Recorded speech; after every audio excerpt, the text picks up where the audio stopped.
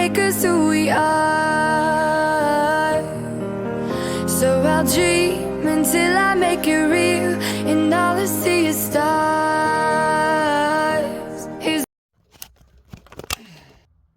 Welcome, Leo, to Channel of Future Tarot. Today we're going to do your week ahead reading for the Sun, Moon, Rising, and Venus signs of Leo. This will be from the 7th to the 14th of July, and this will be for Sun, Moon, Rising, and Venus signs of Leo. So take what resonates with you, toss the universe what does not. It's not meant for you, and that's okay. Check out your other placements and the readings that go along with that, okay? I'm going to use the singing bowl, Leo, as I do so, taking that deep breath in and exhaling whenever you feel so inclined to do so. It's just going to help balance your energy, set your intentions, and prepare for the messages, okay? If you are new or returning to the channel, welcome. I'm so happy to have all of you. Thank you so much for liking, sharing, subscribing, commenting. It means a lot to me to see the channel grow, so thank you. All right, Leo, let's get started here. Peace, love, health, and wealth. As I was meditating, Leo, let this finish here. As I was meditating, it is a beautiful summer day where I'm at today. And I feel like it is just you. There's a part of you that's just like, you've got the shine. Now, Leo, you always shine, but this is you, an energy where you've had this recent showdown between your head and heart. And I feel like you're on a different, like, precipice of a beginning here. And I feel like you're not being blindsided by any glittery illusions. This is kind of your moment to show the world that you're unbreakable and what you got to offer.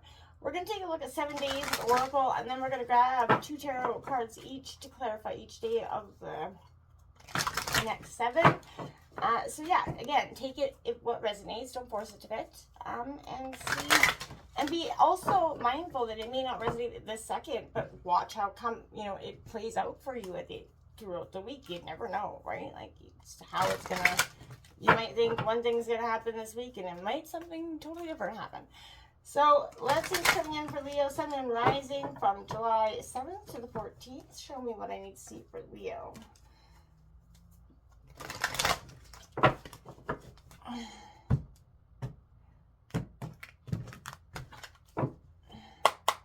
All right. We have Poised in Reverse, number 48, coming out for the 7th. We have 51, Milk and Honey. I like that card. It's about abundance. Obviously, the rainbow. That's coming in for the 8th. The 9th, we have Y coming out. That is number 31 in reverse for you. Breaking down to a 4. We'll get all of this in a minute. 8th, 7th, 8th, 9th. Taking a look at the 10th, my son's birthday. The 21st, cleaning it up. Breaking down to a 3 as well. So we have 20. We have a lot of 21, 31, 51, a lot of synchronicities like that coming out. So maybe that's synchronistic to you for some reason. 7th, 8th, 9th, 10th. And the 11th coming out, we have Chaos and Conflict, 33. That's a master number, and it is coming out in reverse. Don't be alarmed by that energy, okay? 7th, 8th, 9th, 10th, 11th. We got the 12th out here. Time for a nap. 24 in reverse. And we have Round and Round we go for the 13th, coming out in reverse. 25 breaking down to 6. Look at that upright on the bottom of the deck is Yin. That's our feminine energy. Never ending story and message in a bottle. All that glitters isn't gold. There's a lot of energy of you seeing beyond you're getting the true sense of something, okay? And it could be coming, a message could come to you this week. There's some underlying energies that got you on the uproar in a huge way. I'll break it down. Let's see what's coming in here for tarot for the 7th for Leo. Sun, Moon, Rising, Venus signs of Leo. It's coming in from the 7th to the 14th for Leo.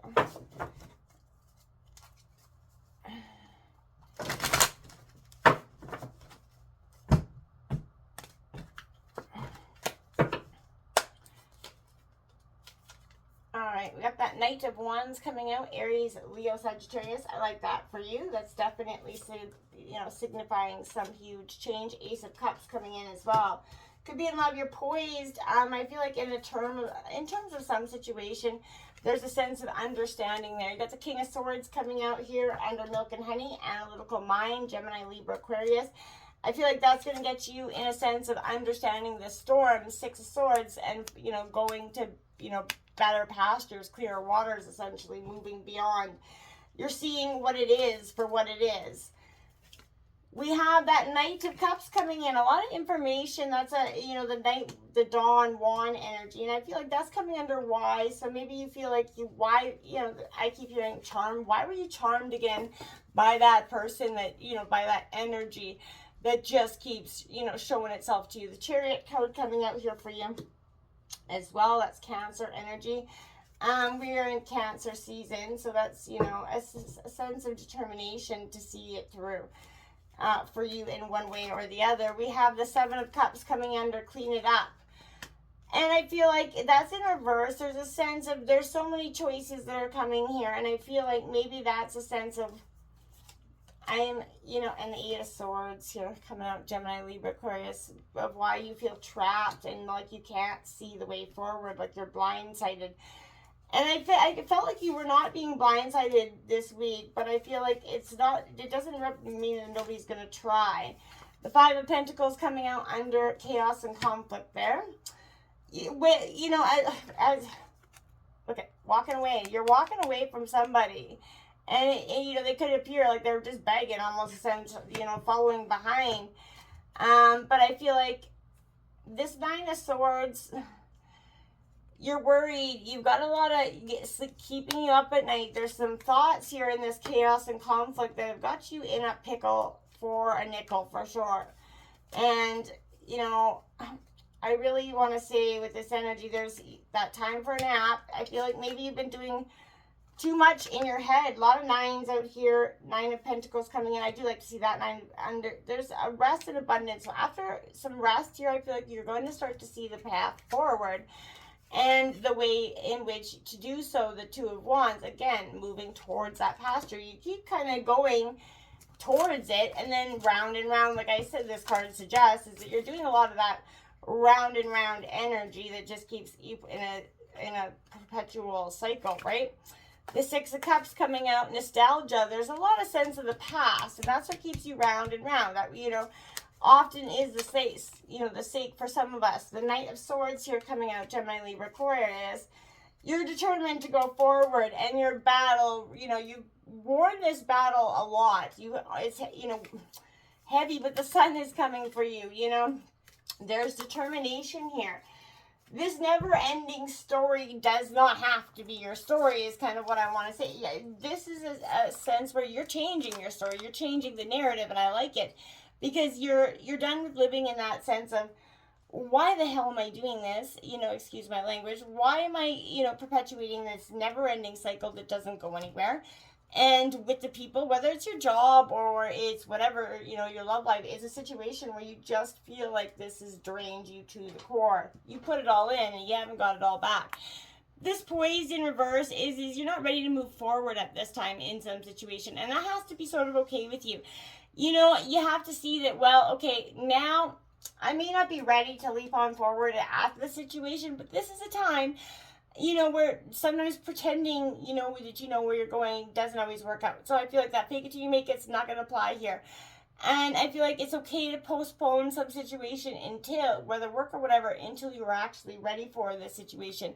You don't want to be putting yourself out there and getting yourself in a state of regret because you wish you had just maybe given yourself the, more accurate amount of time. Nobody's perfect, and sometimes we all need to understand that when and where to take that moment of rest. And it doesn't mean you're weak. It just means you need a moment. This Knight of Wands, this is action and change. You want this, and it is coming in. But this is in a process of reconnecting with something that's very vital, that spark that drives your creativity and gives meaning to your life, right? And what if it, even if it does feel like a little bit chaotic and messy, that's kind of normal. When we're in a process of making changes, hoping to get more, places in life, more skills we wish to develop, right? We have to be willing to bear feeling foolish or out of control for a little while, and not being so poised, right? And seeing that we may get a little bit carried away, maybe go overboard, fan the flames too hard, torch the nourishment, right? But with experimentation, we learn. That's what we're supposed to be doing through time and error, to harness our fires in order to feed ourselves for the long haul, right? And I feel like that's what you're doing. You're really understanding, okay, this is what I got to do for the long haul. It's going to get a little messy, and that's okay. You have the Ace of Cups, and this is suggesting that emotions are how we understand our raw experiences, right? Not in an evaluative, like, not or judgmental, way. It's intellectual understanding, but as an intuitive and felt knowing. The trick is often learning to suspend action. Don't take that action for long enough that this kind of knowing can move through us, right? If we understand, that sometimes that it's a sense that what ails you, right? It was not chivalry or courage or that's required, but simple asking, right? It's receptivity that won in the end, okay? This is suggesting that taking the time to be curious about emotions may be actually the key to arriving at something quite precious for you. And I feel like this is a truly milk and honey moment for you, because when you feel like you can't, when you feel like you finally got to this point where, damn, I can see this, I can do this. This is that taste of prosperity. You've entered a sweet time. It's coming into that moment for you. That epiphany moment is going to do so much. This is a precious time for you. And, this is a version of yourself that is, when you're in alignment with the truth that you're, your unique expression of the divine, your ego can rest, your soul can actually illuminate your process, right? So now is the time when you're actually going to be seeking that true north energy. When you find this direction, you're going to automatically just step into that prosperity, and the world's going to bring you evidence of abundance. Miracles are a choice and a way of seeing the world, and with every choice you make right now, you have the potential to seize fortune and embrace what is meant for you, truly, truly, truly. And I believe that milk and honey moment, King of Swords coming out. Use your mind. You're a powerful mind, Leo. You have that ability. And sometimes it's okay to get out of our head and then move into that analytical, or move out of our heart, and move into our head in a state of doing it for what's best for us sometimes. And I feel like, this is the power of life and death energy. The King of Swords is that energy for me. And I feel like this is an energy where you're working to maybe harnessing your power of life and death. So, I really want to say that, because this is developing concentration through meditation. But this is done through a practice of continually putting your focus on things of your choosing and returning it wherever it strays, okay? A good thing to know is it's going to go astray a lot. I know people have been meditating for hours a day for decades, and not one of them has mastered the ability to not stray. The point is the commitment to bring it back when it does, right? And as often as you need to. And it's not so much sustained focus, but bringing it back. That is the key to meditation. And I feel like people get confused about that. I don't know why I need to fill you up with that information. Six of Swords coming in for you. Beautiful new beginnings. I like it. Going on to bigger and better things. And when we look under the hood of a car, and I don't know why I'm maybe the boat in this suggestion, but it's a sense of we're looking at it, we're seeing what's not serving it, the purpose for us, right? And it's common to find a current of feelings we've been trying to avoid. The break of a pattern often involves more than an awareness of the pattern itself, but also that willingness to feel things we've been previously unwilling to feel, right? The ones we don't want to acknowledge, right? And I feel like right now, this is a sense of, it could be difficult,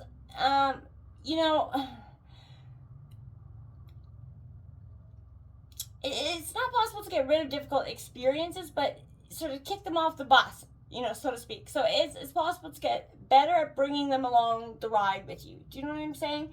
And not letting them sort of boss or control you. They don't have to define you anymore. And I feel like that's a really important understanding. When we come to understand that, yeah, we've all been through it. it isn't us or is not going to define us. Coming into the ninth energy, we have sometimes subtle, consciously denying the truth drives towards a specific outcome that actually aligns with an intention hidden from what you're thinking, right? You may want to be prominent in your job, but your desire is not really about sharing your talents, but making yourself feel better because fame would cause people to admire and approve you.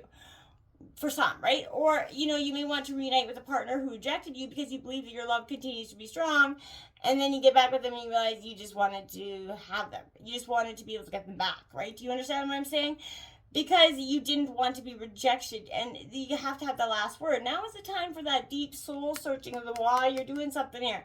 What is driving their choices, and you're going to see what's going to actually set you free when you do. Because it's going to bring you ever closer to the happiness you're going to seek. Because you're going to understand that, hey, wow, I've been, denying the truth of something for some time. This Knight of Cups comes in to say, okay, yeah, are you going to be misguided by that, ever illusory energy again? Well, can I trick you into love again? That's kind of what I'm hearing. But this is saying, I want to say,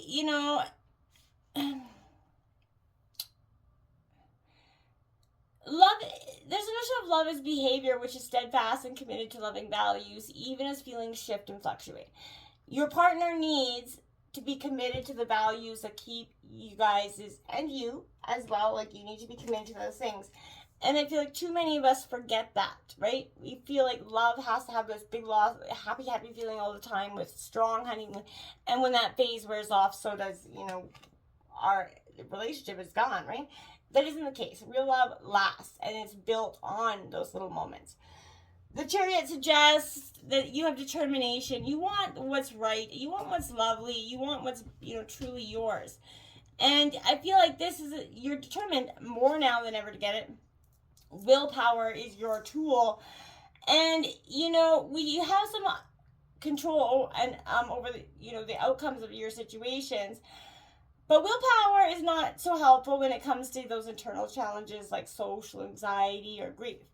We're given many stories from the time we're young, about the value of willpower and pushing through obstacles, but we're not given stories about what happens when willpower is the wrong skill for the circumstance, right? We aren't really set up to fail well, right? Life is both yes and no, and we don't get what we want all the time, and sometimes we do get what we want only to realize it's a trap, and now we feel hopelessly fucking stuck. And though we're cemented inside that vehicle we want out, like the character in the Chariot, then what do, right? That's what I kind of feel like. It's the limitations of willpower and the dangers of believing life is simply a series of completing difficult tasks, sort of bringing in wild bulls, and so they do what you want them to do. And while it's true that willpower does take us many places, we should keep in mind that stuckness is also one of them. And I feel like that's very important for you to acknowledge. Clean it up. Someone's got to take a look at their side of the street. And I feel like for some of you, it ain't you. And for some it is, but it could be possible that maybe you're focusing too much energy on other people, trying too hard to be helpful. Perhaps you think it's your calling to relieve everybody of their burden. And I know I could relate, or save everybody from their, energy. At what cost to you, Leo? And I feel like don't clean up everyone else's side of the street. You're not helping them by freeing them of their own responsibility, and you're also not doing yourself any favors. You just might be adding a greater strain to yourself. So you're loved as you are. You don't need to be needed to be loved. In that sense, you need to be appreciated and respected, and that's something I feel like you're learning to understand. The Seven of Cups, decisions. You got, as these epiphanies are sort of like, not epiphanies, but these understandings are coming into being.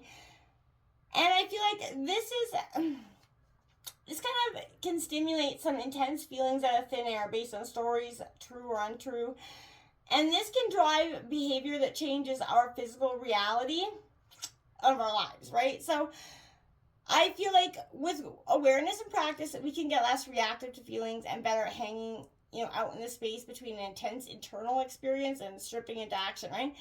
And I feel like, but even with dedication, most of us will never be free from reacting to compelling thoughts and feelings. This is a testament to the power of imagination, for better or worse, right? This is a reminder that we can learn to harness the power of our imaginations and notice if there's some choice involved of what's being imagined. Take whatever you're consulting and come up with an ending in which you know, instead of with the best possible outcome instead of the worst. It doesn't have to be doom and gloom with the Eight of Swords. And I feel like you often maybe put situations that put you there. But we have these unconscious ideas that we form, the bedrock of our understanding about who we are, who others are, and how the world is, right? This is a key concept in cognitive behavior therapy, and I'm not going to go down that road with you right now. But this is all about thorns, right? Those razor-like internal formations that cause pain, sort of when rubbed up on. And if we're not aware of them, we might build our lives and rules around avoiding anything that might so much as graze that thorn. You know what I'm saying? And I feel like sometimes to the degree that our lives become limited and small.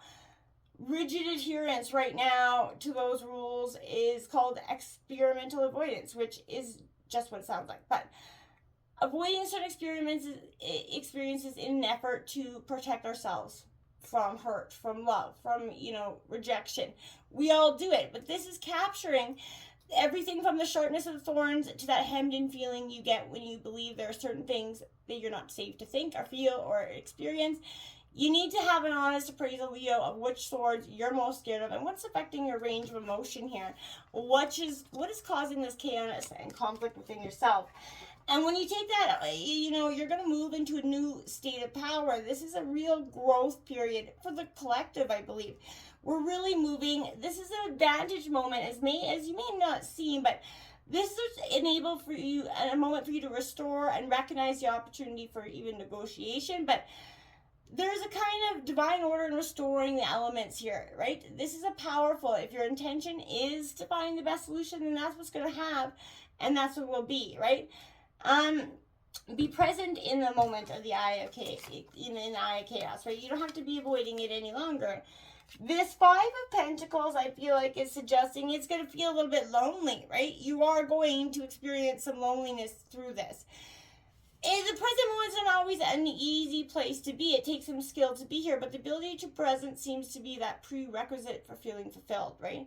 And if you can't do it here, you aren't going to be able to do it anywhere. So if one day you woke up and everything you've ever wanted or needed was right in front of you, without the capacity to be present, you'd be just as ill-equipped to enjoy it as you were before you had it. So this is an energy. Leaving the present might be the energy for you at this time, but this is that defensive block that you might have up.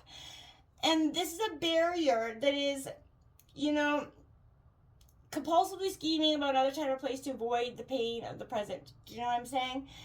And we no longer need these barriers, but we don't have any other ways to kind of work. This is your present moment, but it doesn't contain pain, but we have what we need now to cope. And so that makes you feel a little bit safe. You don't want to cope, you want to move on through that.